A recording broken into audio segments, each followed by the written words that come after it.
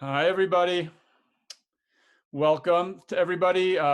We literally have people watching all over the world. For those of you who don't know, my name is Ari Engel. I am the Director of Creative Community for Peace. We are an entertainment industry nonprofit organization built up of many prominent members from the entertainment community who have come together to promote the arts as a means for peace. Some of our other work entails countering the cultural boycott of Israel, where we've worked with artists ranging from Scarlett Johansson and Alicia Keys to Bon Jovi and Rihanna. We also galvanized the entertainment industry to push back on anti-Semitism that we've seen, unfortunately, emerging in some segments of the entertainment industry as well. If you want to find out more on our organization, please visit ccfpeace.com. That is ccfpeace.com or creativecommunityforpeace.com. We have an absolutely fantastic panel discussion for you today. Before taking over as director, was a manager in the entertainment industry for many years and worked with many composers and writers that worked in the sync industry. And I think there's nothing more magical than when you find the right song or the right music to fit that right image. And it really is transforming. So I think we have the best in the industry with us today. You literally will not find a panel with bigger industry leaders than you will find on this panel. For those watching on Zoom, you can leave questions in the Q&A section. And towards the end, we will get to as many as possible. But please know we are seeing them. And finally, just to introduce the panel, first we have Mike Knobloch. Mike is the president of Global Film Music and Publishing at Universal Music Pictures. Mike has overseen the music for some of the studio's most successful franchises, including Fast and the Furious, Pitch Perfect, and he recently supervised the animated Trolls World Tour, which just came out. As a music supervisor and producer, he has overseen 4 of the top 10 highest grossing films of all time, including Avatar, Titanic, and Jurassic World. Next, we have Wende Crowley, who is the Senior Vice President of Creative Marketing, Film and TV at Sony ATV Music Publishing. Wende and her team are responsible for placing and licensing music in film, television, and video games for all the Sony ATV clients, which ranges from the Beatles to Lady Gaga. She has also supervised numerous films and television shows, including Easy A and one of my favorites, Freaks and Geeks. Next, we have composer Kris Bowers. Kris has scored amazing projects such as the Academy Award-winning film Green Book, the gripping Netflix series When They See Us, and the newly released Miss America, which is streaming and playing now. He has also composed for many video games such as the Madden NFL series. We then have artist and composer Mandi Perkins, who in addition to touring the world with her various band projects, has over 200 placements in film and television through licensing projects such as Denmark and Winter. Her songs have been featured in trailers for HBO and NBC, theme songs such as Pretty Little Liars, The Perfectionists, countless television shows, commercials for brands such as Chevy and Verizon. Next, we have music supervisor Thomas Golubic, who is the owner of SuperMusicVision. As a film and television music supervisor, his credits include Breaking Bad, The Walking Dead, and Ray Donovan. He was nominated for a Primetime Emmy Award for Outstanding Music Supervision for Season 3 of Better Call Saul. And he was even nominated for a Grammy Award for his work in 6 Feet Under. Last but certainly not least is CCFp co-founder Steve Schnur, who is the worldwide executive and president of Electronic Art Music Group, who is responsible for music in all the AE games. He has overseen the orchestration and production of over 50 EA soundtrack albums, including original scores for The Sims, Mass Effect, Dragon Age, Medal of Honor, and Star Wars Battlefront. Steve has truly been a leading innovator in the industry of video games, taking it to levels I don't think anybody could have imagined, which now includes literally breaking artists through music supervision. Finally, our moderator for today is Gary Hertz, who is the head of Gorilla Suite Productions. He has created campaigns for legendary movies such as Nightmare on Elm Street and the original Hairspray. He has produced national print and television campaigns for albums by artists such as Santana and Sarah McLachlan, and written thousands of national print ads and digital media campaigns. Once again, we have heavy hitters today. And with that, I'll turn it over to you, Gary. Hi, thanks for being here, everybody. I'm just curious what everyone's professional new normal looks like. Kris, are you still able to do your job? Yeah, it's actually been pretty normal. I feel like this is just the way that composers live, is like by ourselves in a dark room most of the time. But I think the biggest change has been trying to one, for me personally, working from home. I have a studio a house that I rent as a studio that I work out of, and I moved most of my gear here to my apartment to just be with my fiance more of the time. And then recording, like we had to finish Mrs. America and the show I do called Black Monday during this quarantine, as well as Madden. And, working on those projects remotely just required a little bit more communication and just figuring out as far as how we're going to make sure that everybody can get us what we need, but in the safest way possible. Mike, what's your new normal look like? It literally looks like this. I sit down in front of a Zoom call at 9 a.m. and I get up in time for dinner, and then I rub my eyes and realize I haven't left the house in days. It is, I think it's good that we have this, the ability to keep things going and use tools like Zoom and WebEx and Teams and Google Hangout and FaceTime and all of the old-fashioned cell phone calls and all of that. I think it's good that we have those tools, but it doesn't, for me, replace being on a studio lot, being in rooms with people, interpersonal eye contact and communication, being in studios, being on sets, traveling to places where, we're making movies and music around the world. So it's, I don't think it's ideal, but I think, I'm grateful and appreciative that, we're not just sitting on our hands waiting for this to all be over. We're quite busy and working on a lot of projects. Tom, what's your day-to-day look like? It's completely changed. I think I'm probably, I can't speak for everyone else, but it's a completely different situation. I have a company, SuperMusicVision. We are a music supervision company. There's 4 of us. We have been pursuing SBA loans unsuccessfully so far for weeks on end. I've had to shut my office down because we can't afford to continue paying rent. I'm starting to let go of employees. We're also scrambling on post-production on multiple projects, which are now incredibly labor intensive because we're doing post essentially for the first time on multiple shows all through Zoom, which means that we're reviewing episodes 3 or 4 times and sending notes over. And because everyone gets a chance to overthink everything, we're also dealing with now multiple producers all weighing in, and suddenly everybody has a new idea about what we can do. We're also trying to clear songs with incredibly short periods of time all around the world. A lot of our productions are international oriented productions, which means that we're trying to clear songs from offices that don't even exist anymore, and then trying to chase down individual homes. So honestly, we're in a mess, and we're just trying right now to kind of navigate through. I can't speak for others, but I think the problem that music supervisors have, especially independent ones, is our margins are so tight that we are not able to adapt to not having income coming in. And we have 15 shows that we're doing. 12 of them are completely shut down with no new income coming in for as long as we can tell. And we have 3 shows that are in post and that are right now incredibly labor intensive. And I'm just trying to keep my team motivated and pushing through and figure out how we can continue to pay them, because our payroll is right now, coming out every single month, every 2 weeks, and we don't have any other new income coming in right now. So it's a very unique situation that we're trying to navigate through. Wende, how have you had to adapt? I definitely miss the energy and the camaraderie of seeing my team every day, but I do feel like the productivity is very high. I start a lot earlier. I start from bed at 7:30 in the morning, transition to my workspace, and I feel like the time that used to be spent commuting is spent working. So I do feel grateful that I feel like I'm being more productive, but I definitely, like Mike was saying, I miss the energy of the people around me. And Thomas, I'm so sorry to hear that. It is such a devastating blow to our music supervisor industry, and it's really sad to hear the struggles that your company is going through right now. And I really hope we're on the flip side of this soon. Yeah, thank you. I wish I was more the bright, happy, sunny spot in this whole thing. But yeah, the reality that we're dealing with right now is grim.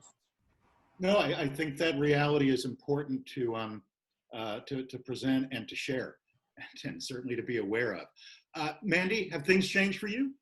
They've changed quite a bit. I had to set up my own vocal area, and I do my own vocals in between kids screaming outside and my dog barking and stuff, but I'm actually getting a lot of stuff done. This kind of environment for creative people, I don't know about all creative people. I don't know, Kris, if you feel the same way, but it's kind of inspiring in many ways. There's all these ideas I have as a lyricist. So I'm actually doing a lot of work with a lot of people around the world because everybody's home. So you have all these composers at home.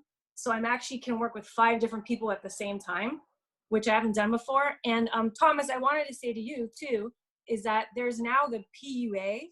I too have not received anything from the government because independent contractors are usually, last or people, but there's something called the PUA, and people can go apply for it now on the unemployment site.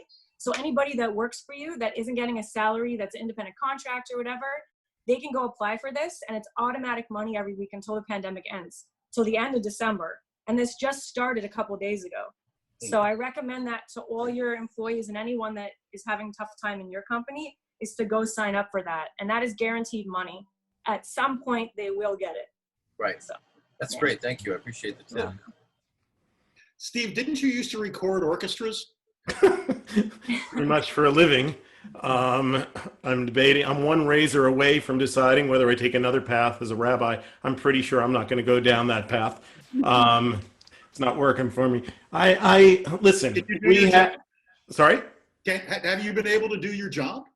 It was very challenging. I think the month of March was insanely challenging. Kris and I and others, Stephen Barton, who I work with on Apex, and Gordy Hobb, who I work with on Star Wars, we had to cancel 3 pretty major recording sessions in April. The deadlines did not change, but I would not be able to put 50, 60, 70 people in a room together, blowing horns and things like that horn. That's not me. That's not me.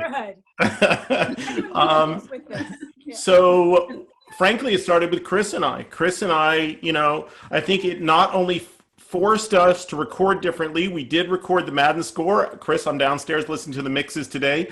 They're outrageously good, but we recorded it one musician at a time. And we had to make some sacrifices when it came to strings and things like that. We certainly made sacrifices when it came to our approach towards percussion. And frankly, that changed the entire, or not the entire, but somewhat of the creative approach to the score itself. I'm not going to say we went old school, but we certainly took this percussion up, badass drum machine, approach to it. And I think, frankly, we ended up with a better score than we probably would have before. Same thing with Stephen Barton on Apex. For those of you that know that Apex is this massive game out there that's a live service stream update. And we recorded it one musician at a time. Now, I am having a hell of a time recording Star Wars. We had recorded 2/3 of a score with Gordy Hobb with a live orchestra in Nashville, here in Nashville. And then the final third we were set to record.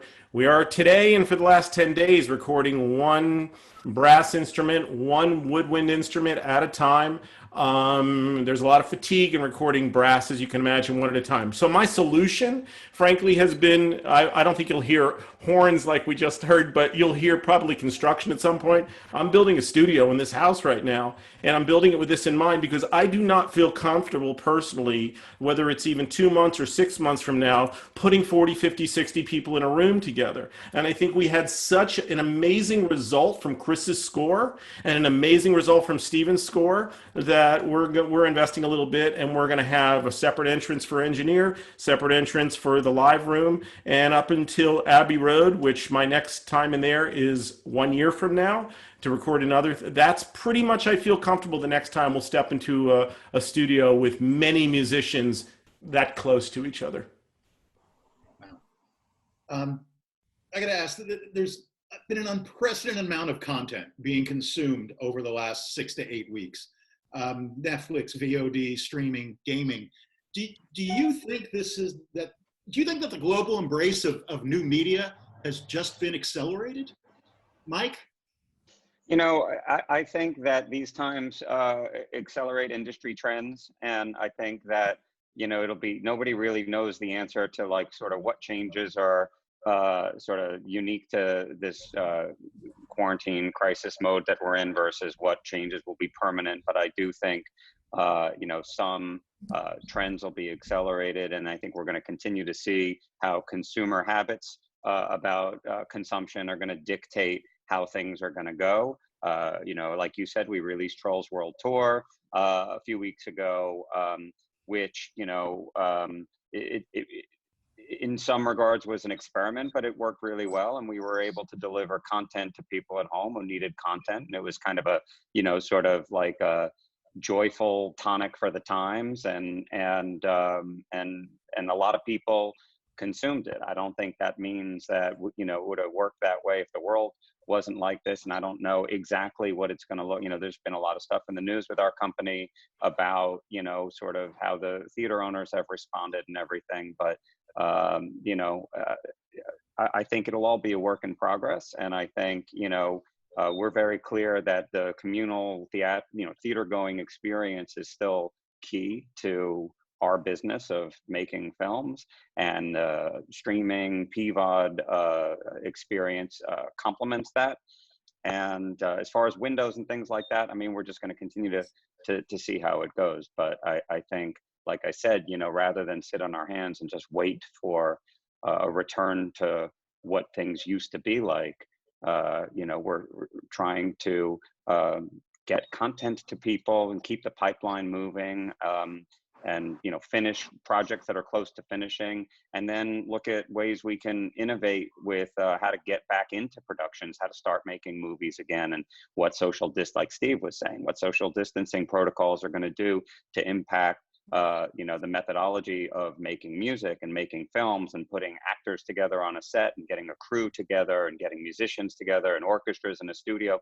All of that's going to require sort of a progression of innovation, and, you know, some content lends itself to that and some doesn't. Our animation studios are cranking along more, obviously, at the moment than our live action productions. But, you know, it's been pretty enlightening. It's been challenging, and some of that is unique to this time, and some of it will have long-lasting effects.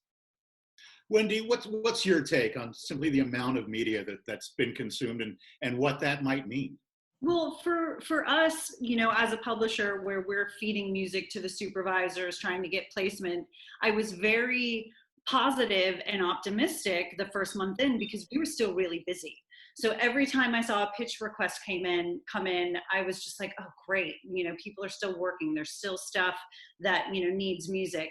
And now it's slowing down. You know, I think there was a lot of stuff in the can, a lot of stuff that we were pitching music to, and now it's getting to be less.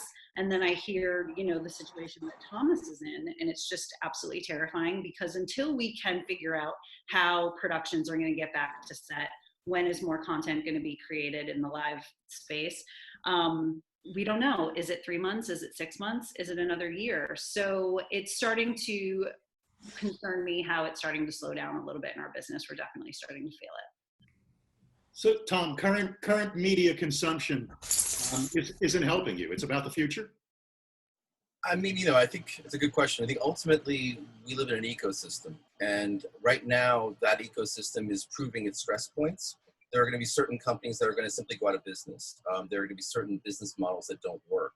There are going to be others that are going to be able to wear it out and adapt. You know, as Mike mentioned, animation is an area where it's already well set up to operate, you know, independently. People can work mobily through animation. So I think there's going to be a lot more green lighting of animated projects simply because they're able to ride this time out and adapt scripts and other projects to animation and green light things.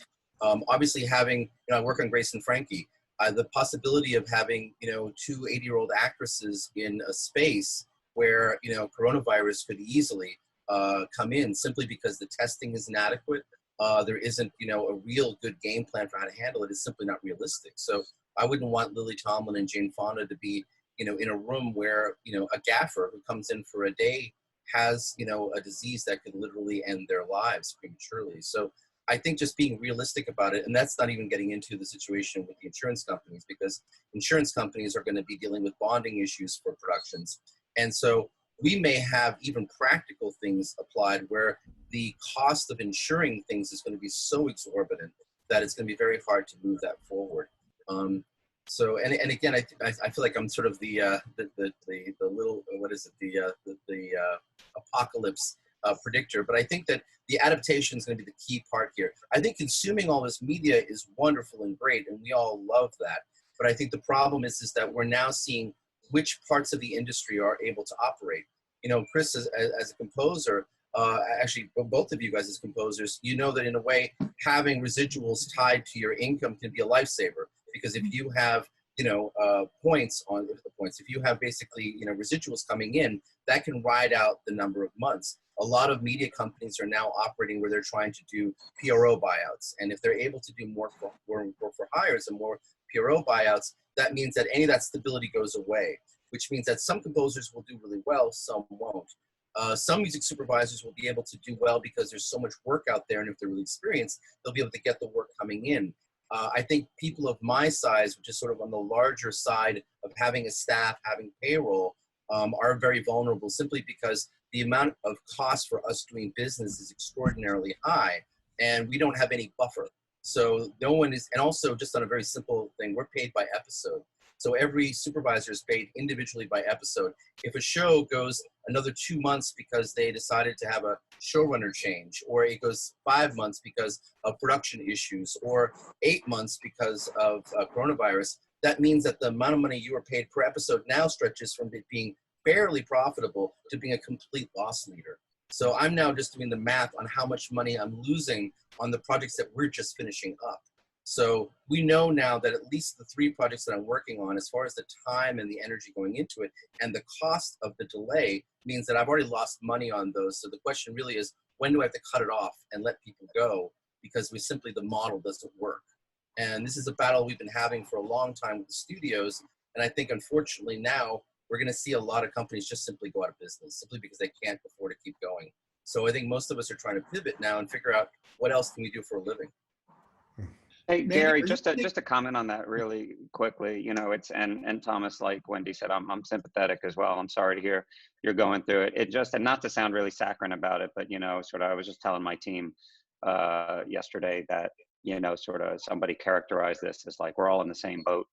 And, you know, to further clarify that, you know, we're not, we're all in the same storm, you know, and we're all in our different respective boats. We're all weathering the same storm together, but everyone's situation is slightly different. And I think that's definitely put a spotlight on just being more compassionate, even through kind of business transactions, just trying to be sensitive and being more compassionate. And, you know, if that ends up being kind of a silver lining, long-lasting positive effect of all of this, is that just really kind of appreciating that, you know, freelancers have it different than employees of corporations, and creative music makers and technical personnel, and, you know, musicians who not only lost studio work, but live performance gigs or teaching gigs or everything. So, you know, that just took their income down to zero. So, you know, compassion is, I think, playing a big role in how everything is working at the moment. And, you know, from where I sit, being at a corporation, just even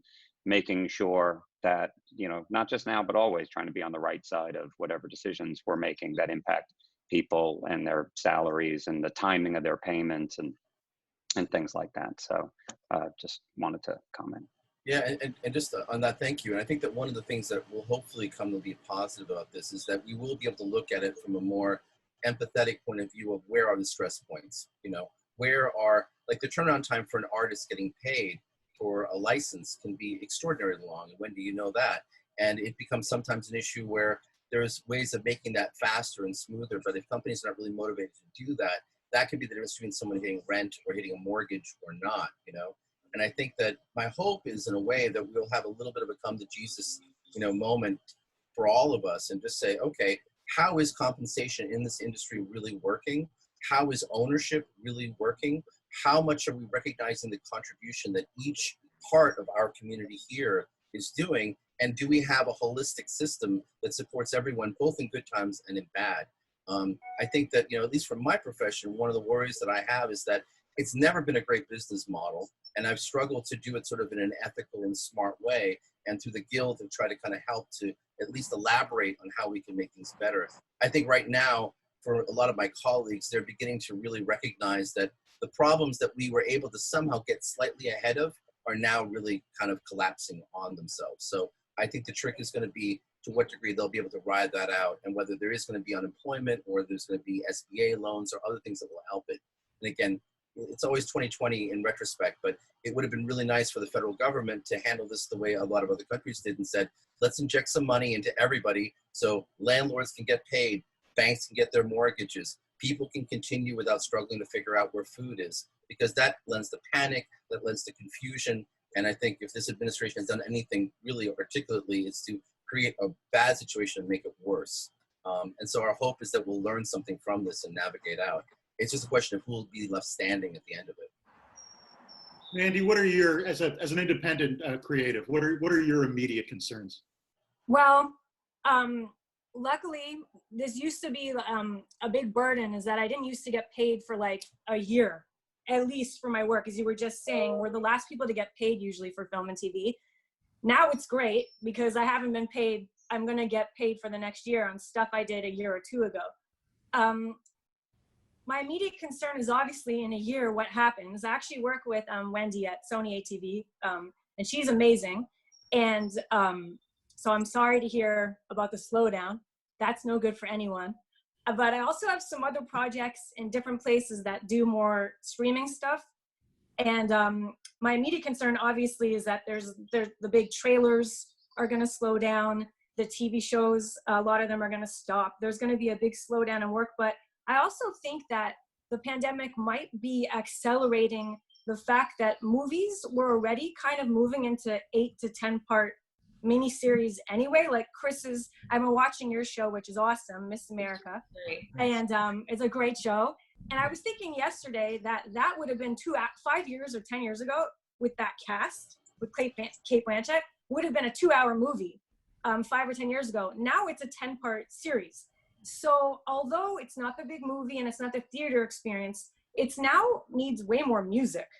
So there is obviously there's a lot of bad stuff that's coming out of this, but there's also a lot of good stuff coming out of this, is that streaming has gone way, way, way up, which means eventually people are going to need way more music. You need way more music for 10 hours than you do 2 hours. So my immediate concern is the people like Thomas, everyone that works in the movie and TV industry, and the slowdown now. But I am very hopeful for what's going to happen in a year from now. I think we have to get through this year, like you said, Mike, through the storm, and eventually hopefully get to another side where maybe people are paid, artists and composers are paid better. There's a faster, it's more streamlined. So I'm pretty hopeful. Kris, does more content mean more work? Is that the basic formula? I mean, for some people, I definitely know a lot of composers that aren't working at all right now.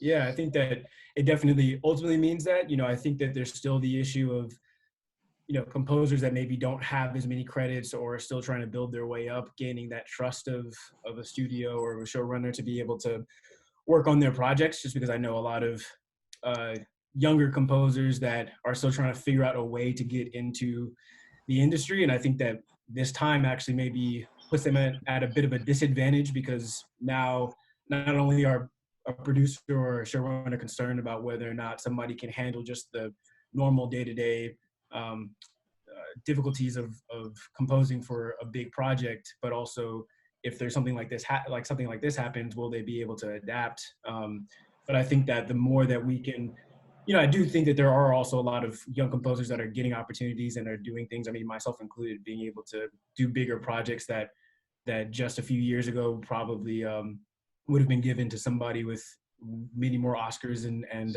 credits than I have. But I think that, yeah, as long as we continue to do that and not let something like this scare us to the point where we go back to just trusting the veterans with it, we will have definitely more work. Because I think that when you look at how much content is made and how many composers are working on those projects, it's not maybe necessarily evenly distributed, but there's going to be a tipping point. I think that the people that are working on a bunch of stuff at some point have to say no to things. So that's just going to open more doors for other people. Steve, is this period of just insane consumption going to drive business, do you think, ultimately? Well, you know, I'm in the animation business. And I think for us in the game sector, it does. And I think more people are at home and more people, you know, it's not in games as you know, it's not about playing a game in an isolated way. It's about a community. And those communities existed before this. You know, people playing FIFA or Fortnite or whatever the case may be are playing in massive communities. And I think this is giving people more time to dive into these communities on a regular basis. For us, and I don't know if that directly or indirectly answers your question, but for us, the challenge, frankly, has been development in an isolated fashion. I think my team, Wendy might know this more than anyone, my team is up and running and incredibly productive, frankly, more productive than ever before. I don't think we're going to go back to the way, my team, that we were before.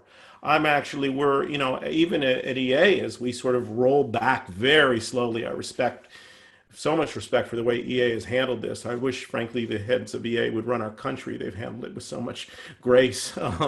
But, you know, I don't see my team going back anytime soon. I think the challenge has been for particularly sports games like FIFA and Madden. We usually have Sibel on my team, Rafi on my team, myself. We go everywhere in the world. We're traveling, looking for music. Well, that was shut down. So we've had to do that via Zoom. And, you know, hopefully that isn't affected this year. I think it won't be.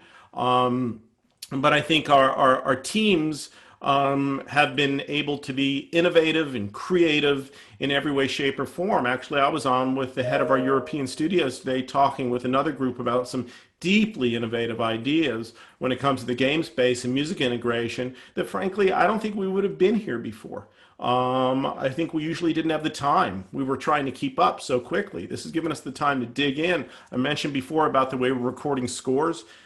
Which, as you know, Gary, is, you know, first and foremost to me. That's always my primary responsibility. And I think we've gotten better at that as well. I think moving towards, you know, the cloud from a download model has become and will become accelerated. We just went into business and put 5 or 6 titles with Google's new cloud gaming service. You know, it's all about instant global gaming. It's not about download or lags or anything like that. So I think this is pushing us towards the future.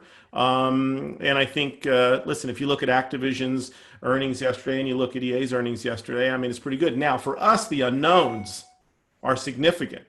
I don't want to say it's all rosy. We're dependent on sports leagues.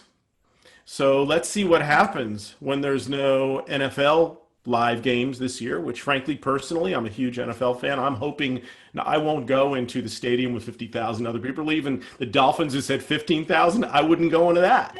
So what's going to happen? Are people going to play games now virtually, you know, or are people going to lose interest in sports because there's nothing for it to be associated with? So there's a huge unknown ahead of us. But globally speaking, you know, I think that animation, online, you know, listen, esports, there's not going to be people gathering in a stadium anytime soon, but certainly the interest, look at Twitch. I mean, these are some places, I don't want to use the word benefit because nobody's benefited from this, but the bottom line is it's fueled interest in growth and we need to become better. On a side note, Thomas, just based on your political comment before, which I completely agree with, by the way, and this might not be the forum, you know, I've talked to friends of mine who are composers, some significant composers in Germany, and that government to be an artist there is incredible right now. I envy them, the way my composer friends there and my musician friends there don't feel what you're going through, and I'm so genuinely sorry for this. Nobody should be in this position. Somebody as successful as you or somebody who just started at this. We need to preserve the skill and the art form of music supervision, of the music and art form of composers, working or not working. It's about preserving the arts. And it's not just a musician, it's a music supervisor and everybody else involved as well. And I'm disgusted at the way we've been handling this domestically. I'm sorry to go political here, but I had a similar conversation with somebody of notoriety, a composer of notoriety yesterday in Germany. It's the opposite. So I'm so sorry that you're going through this. I had to, Gary, I'm sorry if I didn't directly answer your question, but. No, you didn't. Actually, it leads me to this question. When the crisis passes, or at least subsides, and things go back to normal, whatever that means, Wendy, do you think it'll be business as usual? I hope so. I genuinely hope so. But I think I don't think anything's going to be the same. I think we're moving into a new existence that is going to be completely different. You know, Mike, the Trolls thing was very exciting for me to see a major studio roll out a huge film as big as Trolls on a VOD format. Do you think is that going to become the norm? Because the fact that it came out and it was so successful actually was very, I felt very positive about it. And it will be very interesting to see, is that going to be the wave of the future? And in your talks within your world and with your business, do you think that we're going to move to something like that?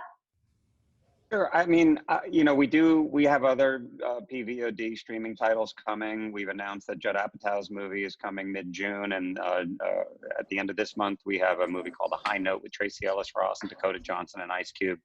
That's very music driven. And so it's definitely a different model, and it definitely, you know, is, you know, it's a version of a business model that didn't exist before this pandemic. So there's a lot of really smart business development and distribution people at companies like mine who are trying to you know, throw this together at breakneck speed, and so it still is kind of on a case-by-case basis and a per title analysis, and there's a lot of unknowns. You know, we don't know how long we're going to be in this mode, and you know, we have had certain movies that seem, you know, that have made more sense to push off a year, and other movies where they seem like they're really well suited to releasing them sooner, and in this mode that we're in as streaming titles. So hard to answer, you know, specifically, is that a new normal or what's going to be permanent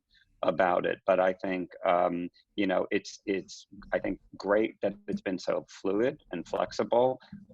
It is definitely, there's so much about it that's new and different, and it raises new questions and issues and unforeseen ones as well. And, you know, so far it's a title by title thing, but I think it's really encouraging that there's, you know, that there are these different platforms and that we're able to take advantage of them. I was talking to a music supervisor client yesterday, and they're rushing to get this film that they're on made. All of a sudden now they're going into the final mix of the last three. They want to finish it in 3 weeks because they want to be in the theaters by August. And I was like, are we gonna That's rough. It's rough to imagine I think for a lot of people. Like, imagine how we've all just been temporarily reconditioned, and sort of you step outside your house and the whole world is radioactive. Imagine the next time you're sitting on a plane and somebody behind you is coughing, or you're sitting in a movie theater, or, you know, so I think the whole part, wherever the question was about getting back to work and what that looks like and everything, I think it's going to be an uncomfortably long period of time. And I think it's going to be a phased approach to getting people back to offices and getting people back into studios and getting people onto sets and things like that. And in some countries and some places, it's happening sooner than later. And, you know, like I said about being on the right side of some of these decisions, the last thing that I think any of us would want is a headline from one of our projects that we tried to do something too soon, or we tried to sort of bend the rules with safety protocols, and somebody got sick or worse. You know, it's just, I'm not looking to have that on any of our titles. But the last thing I'll say is, you know, to your point, Wendy, there are things that when everything went into lockdown, there are shows that were about to start their final dubs. There are, you know, things that were 80 or 90% completed. And, you know, the week one of quarantine, we were about to have 5 days of orchestral recording at Abbey Road on a film you know, that was very close to finishing.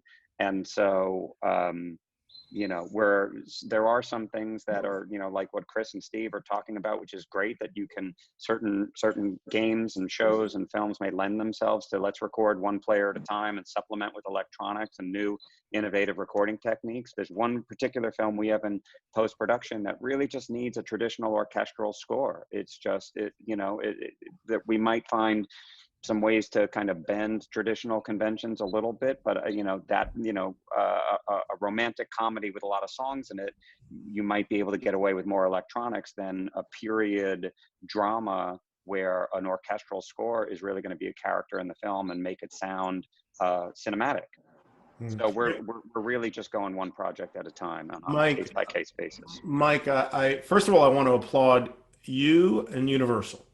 I think the fact that you took a stand in the last couple of days, despite whatever the threats are and all that, I think the fact is that I also applaud smaller theater chains like Alamo Drafthouse, who refuse to open up in states, even though they're rushing to open up.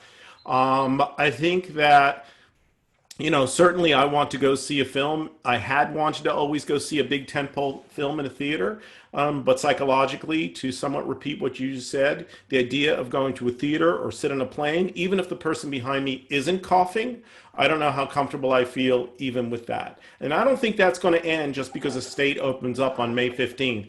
Psychologically, I think this is going to go a long time till I know there's a vaccine in place. And the fact that you guys are progressing towards ways to, I still love films.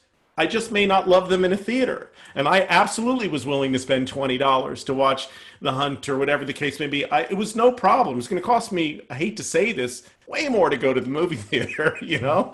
I have my own popcorn. Sorry to those guys, but it's okay.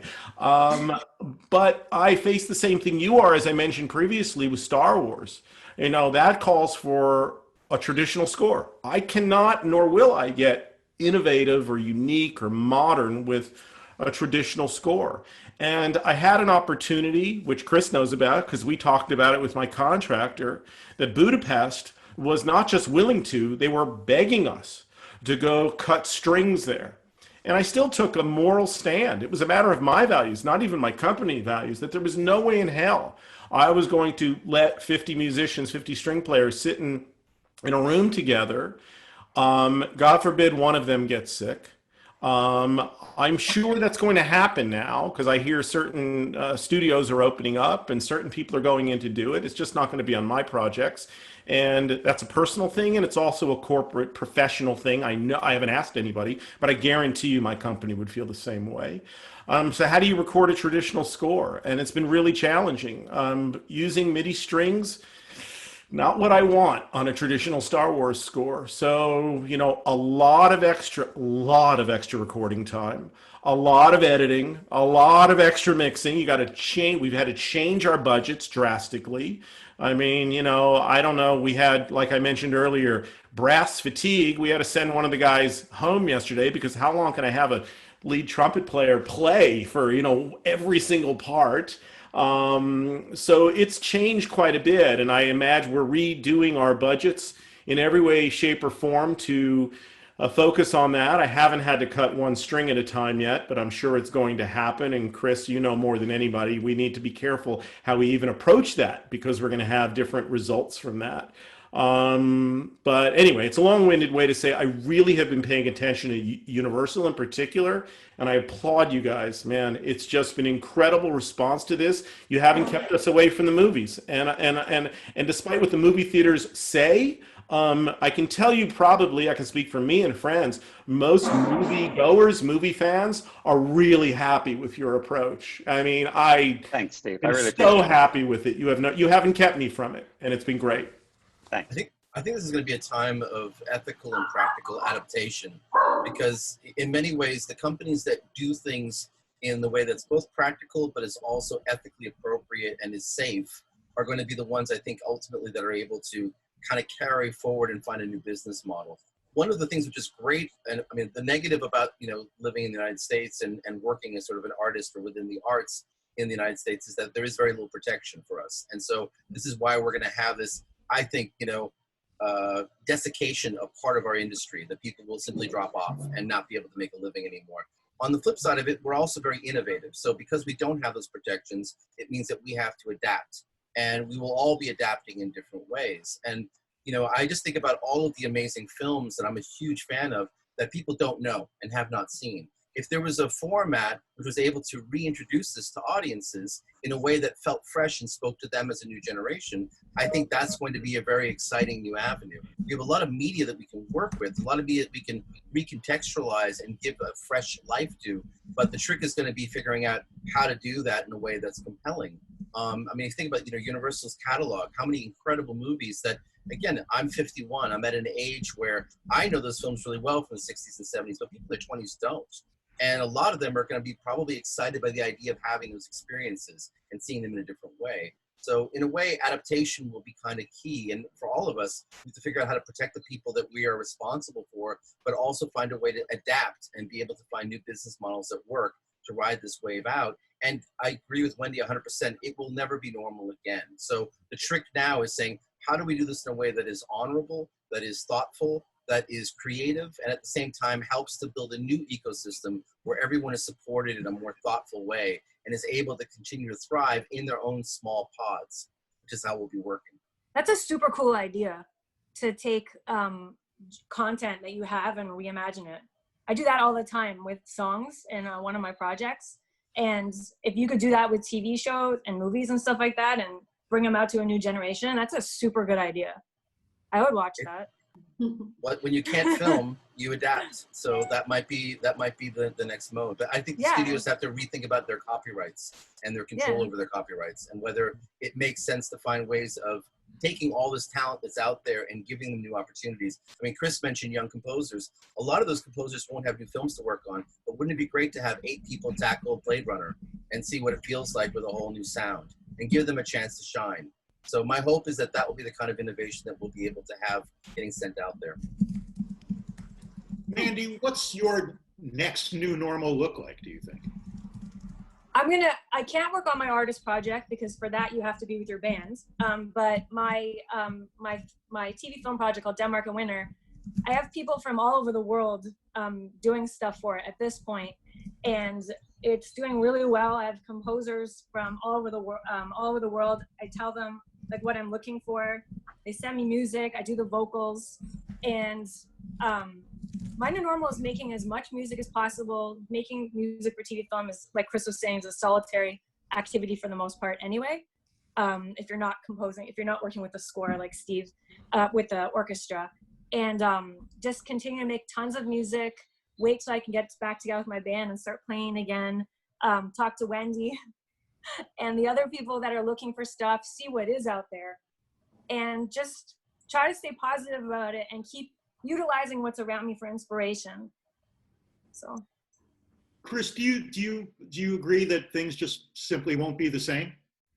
Yeah, for sure. I mean, I know that, like Steve was saying, I know that for myself, I don't want to, be in certain spaces until I feel really comfortable, and I wouldn't want to expect anything else from anybody else. And so I know that for our studio, for example, I mean, we work out of a house that I rent, but we just literally the day of the lockdown, I moved into that new studio. So right now it's just a bunch of boxes, and we set up our computers, and that was about it. But right now we've been going in one at a time and trying not to go in at the same time. My 2 assistants and my studio manager.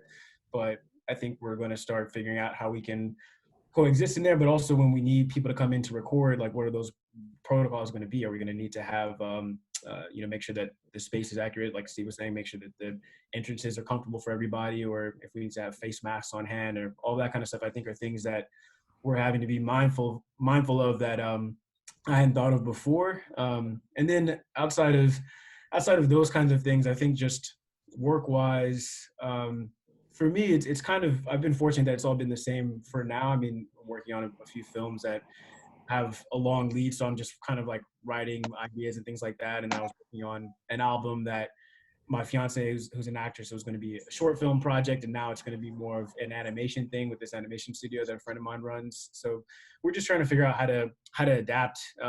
And I think that if you have that type of mindset, and like we're all talking about, trying to figure out the best way to progress forward while still keeping those things in mind, then I think it'll be okay. I kind of have always felt like I've never really been concerned about whether or not, you know, things were going to be okay, probably to a naive extent. I think my parents have been worried about me very, very frequently in my life because of that. But I'm more concerned about, like, you know, how everybody else is going to do. Like right now I've been working on a film where I need a lot of synth sounds. And so all my synth friends that are incredible geniuses with synths that aren't on tour right now, I'm having them like help me make sounds and things like that. I'm just trying to figure out how we can continue to put other people to work that you know, maybe aren't working right now. And I think the more we do that and have these other ways of progressing, we'll be okay. Steve, are you feeling a creative upside too? I am. I'm feeling that, I feel that, you know, there's been a few things that I would call an upside, creatively speaking. There's a lot of touring recording artists that I'm not saying every guy in a band can instantly become a composer, but it's given me, frankly, an opportunity to reach out to a few that I've been friendly with over the years and have wanted to. I'm working with Anderson .Paak right now. He's composing something for me. I've wanted to do this for years. He's not on tour. You know, and I just think it's just, badass cool that I'm working with him, and we're actually working with him to try to work towards him becoming a composer. And he's incredibly collaborative, unlike sometimes a lot of rock stars. He's acting more like Kris than he is a guy who tours in a rock band in the collaborative sense. And I'm, you know, it's really been an opportunity in that regard, because guys like that are supposed to be on the road and they're sitting at home. So creatively, yes, right there. Creatively, I think as a team, because, you know, we have so much time together, my team, we're listening a lot more, we're exploring a lot more, we're arguing and lovingly, in the most loving sense, over music a lot more. I think everybody's been incredibly accessible. The Wendes and everyone else in the world has been, you know, there and working with us. I just find it to be a very creative time, and I do not expect for us to come out the other side of this in the same way that we started. I think we're going to be a much more creative and innovative group. I don't think we, as my music, for my team, I don't think we're ever going to necessarily completely go back to the office. I think we'll probably meet. My goal right now is to meet once or twice a month, maybe together, physically in a room to listen and this and that. But I think, frankly, in my world, because remember, our studios are all over the world. It's one of the many reasons why I'm half in LA, but right now I'm in Nashville. I'm going to Florida half the time. I'm going to Europe half the time for our studios.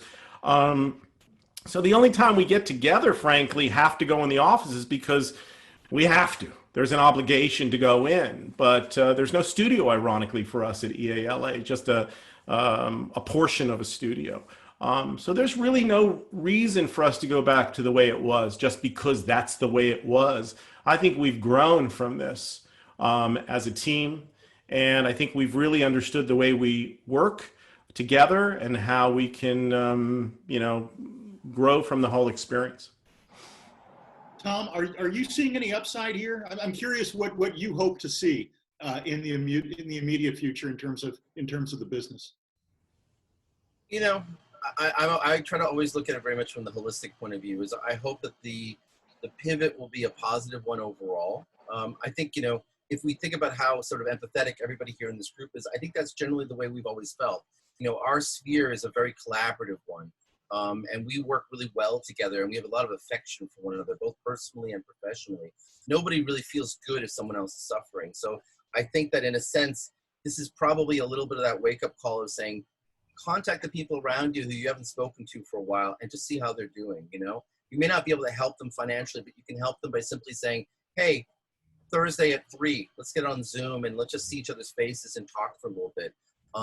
And just know that you're not alone. So I think that, you know, I'm very frustrated with the fact that, you know, I've had to make such a fast pivot and that I've had to make such extreme changes. I mean, it took me years to be able to get into an office, and now the amount of money that the company will lose because shutting down and the furniture and everything has to be sold and gotten rid of, which is difficult under a COVID, under the best circumstances, is frustrating. But it's also an opportunity for me to say, well, you know what, music supervision has never really been, for me, a successful business model. I'm very proud of the work that I've done. I feel really good about what I've done and how I've contributed to the field, but I don't think I could ever say that it's been a good long-term strategy for me. And I would say most of the supervisors I know who are independent are kind of in the same boat. You know, very few of them have any retirement plans. Very few of them have any real stability. Unless they've got family money to support them, very few have been able to make this work. So I think in a sense, it's a little bit of a wake-up call for all of us to say, what is it that's not working, and how can we shift to be able to take all this knowledge that we've built up, all of these relationships that we've built, all of these sort of business savvy that we've been able to cultivate, and utilize it in a smarter way. You know, I've been fighting and battling with studios for pay for years now and have had almost no success.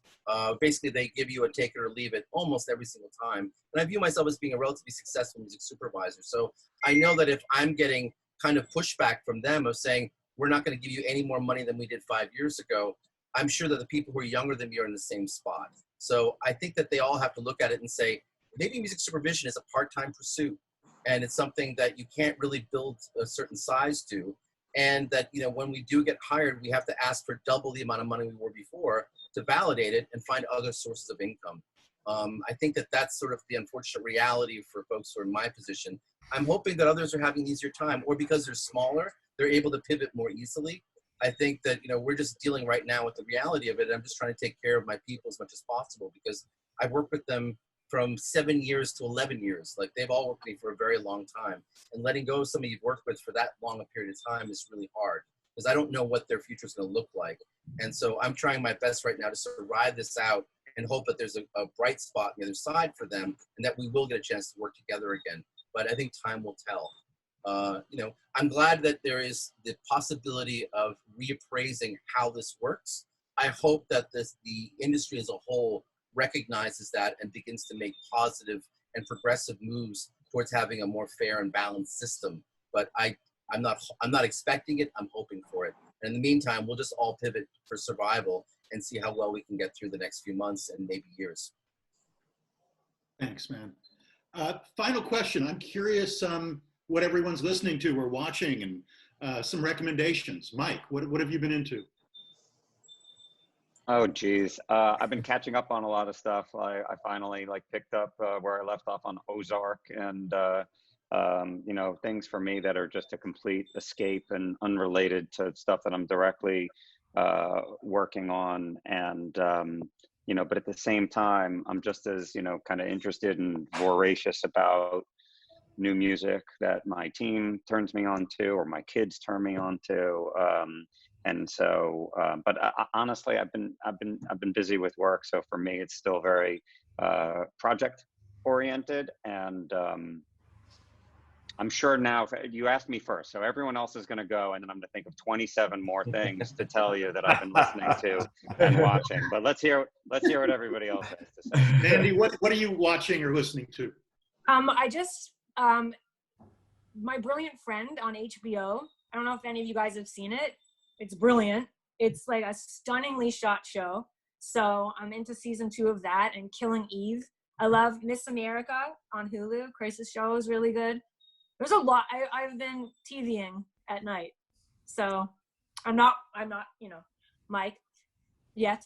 So I have time to focus on other TV shows and movies one day though. Kris, what have you been into? I've been mostly watching a bunch of older stuff. I mean, we watched Westworld. We love Westworld, and Mrs. America. I mean, even if I wasn't working on it, I'd be a fan of that show. But my fiance's been watching Mad Men. She's never seen it, so I've been kind of watching that with her, and then rewatching movies. Like, we watched Into the Void the other day, and Melancholia. We're watching a lot of like dark kind of stuff, and then yeah, musically. I mean, it's always like study for me. I'm like mostly listening to things for either for like some orchestrational reason or some like production thing. So I'm mostly listening to stuff that's I'm working on Space Jam right now, so I'm mainly listening to music that's like sounds like that, like a lot of Looney Tunes stuff and production stuff, because the way I'm approaching it's much more like the way that like Hudson Mohawk might approach it, as opposed to you know, orchestral. Tom, recommendations for watching, listening? Oh God. I just watched 000, which is a beautifully shot series, and Mogwai did the score to it, which is really compelling. I've been watching High Maintenance, which has been hit and miss, but when they hit, they're fucking magical, pardon my language. You know, I like Mike, I've watched Ozark. I feel like that show kind of had a middling second season, and the third season figured out what it wanted to be and did it really well. I'm also listening to a lot of new music. I think right now is an exciting time to hear things for the first time. Like just looking at my iTunes, an artist named Child with 3 eyes, so I think it's got a really exciting new EP. The new Laura Marling record is really beautiful. You know, there's a new Nick Hakim record that just got released. I'm about to listen to that, which I think is gonna be dope. There's a lot of really great music happening right now. And I'm also like listening to like Maxo Cream and like old hip hop records that got released earlier the year. I didn't totally hit, and now I'm kind of climbing into them and listening to the lyrics and paying a little bit more attention. It's really escapism from spending a lot of time talking to banks. Like I have 15 banks now on auto dial, and I can tell you it's something, nothing nicer than putting on a really great hip hop record with a lot of energy when you've been talking to banks all day. So, you know, that's been my headspace. Steve, what are you spending time with? Well, I got to throw my Ozark hat in here. Amazing third season, not giving it away, but a holy shit last 5 minutes. I've watched the third season of Fauda twice now. I'm obsessed. I can't help it. It's just the way it is. I watched the Jerry Seinfeld new stand-up show on Netflix last night. I thought it was great, funny. I have been, you know, another thing that has been fantastic is that EA, we actually have a couple times a week a group ride on Peloton where we all meet and one person is assigned the playlist, and there's a lot of pressure on the playlist, by the way. And the week I had to decide was probably the worst of them all, because I had to come up with the best playlist, but I also had to make sure that it wasn't M-rated. So I was going to go deep into hip hop, but the DJ Mustard playlist I knew wouldn't fly within my organization. So but we do those group rides, and it's got us connected, and it has us debating over music and playlists and Peloton. It's really fun. And I was telling Mike before, you know, one thing has been great is that the independent theater, which Gary, you know about here, the Belcourt Theater in Nashville, which is foreign films, independent films, has moved their entire repertoire that they would be showing on their screens to online. And it's been incredible to watch films, and then they have discussion groups. It's the equivalent of meeting other people in the lobby, and you meet people and you discuss the film, and it's really had me dig in. I have made, one thing that has been great for me personally is that, you know me, Gary, I'm 24/7, you know, to the point where sometimes I don't even know, there's a blur between my life and work. I don't even know, you know, one doesn't begin and end. I forced myself every single night that at about 8:30, 9 o'clock, I shut down for the evening and I make dinner, and I've really pushed myself into Netflix and HBO. I just started Hollywood, jury's out, but I'm 1 episode in. And it's really been good for me personally to dig into entertainment and to consume it as a fan, and to put a line down every single day. But that's some of the things I've been doing. Wendy, what have you been spending time with? Well, you guys have convinced me to go back to Ozark because I fell off mid-season 2, and I watched an episode a couple weeks ago, and I was like, but I'm going to do it. I'm going to go back into it. I've been in a place of nostalgia. I bought Rock and Roll High School off of Amazon the other night. It was one of my favorite movies as a kid, so I went back and watched that. And then when I can pull my teenager off of his video games, we've been doing some Stephen King movies. We did Misery, we did Shawshank, and he's rewatching he's watching The Office for the first time, so I've been rewatching it with him. So I feel like even my music, everything's kind of nostalgic right now. I'd like to know, Wendy, why you're pulling your kid off in video. I'm kidding. Well, Just kidding. Your point, Steve, like for, you know, it has been a lifeline for him. He's 16 years old. He's, you know, been cut off from his friends physically. He's been cut off from his basketball games. So you know, his crew, you know, the fact that they're able to play together and be together that way has been a blessing.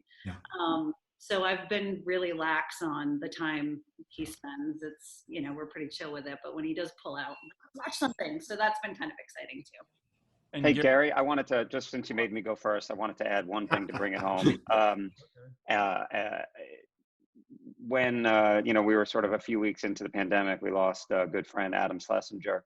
And so we have one of the things that's been keeping us busy in my department. We have kind of an informal week of the movie watching club, where we democratically pick a movie and then have a session to talk about it, sometimes with a guest speaker. Right. And so, you know, as a tribute to Adam, we watched That Thing You Do. And then we had Deva Anderson, who supervised it, come and share some memories from it. And it was actually the very first movie I worked on when I started at Fox in '96. And any opportunity I had to tell Adam over the years that I thought, you know, the song That Thing You Do is possibly the most perfect song ever written for a movie, and a movie that's such a love letter to music. So if you haven't seen that and you're, you know, trying to figure out what to watch tonight or whenever, I really strongly recommend that, both as a, you know, kind of tribute and remembrance of Adam, but also just because it's, for music lovers, it's just such a wonderful film.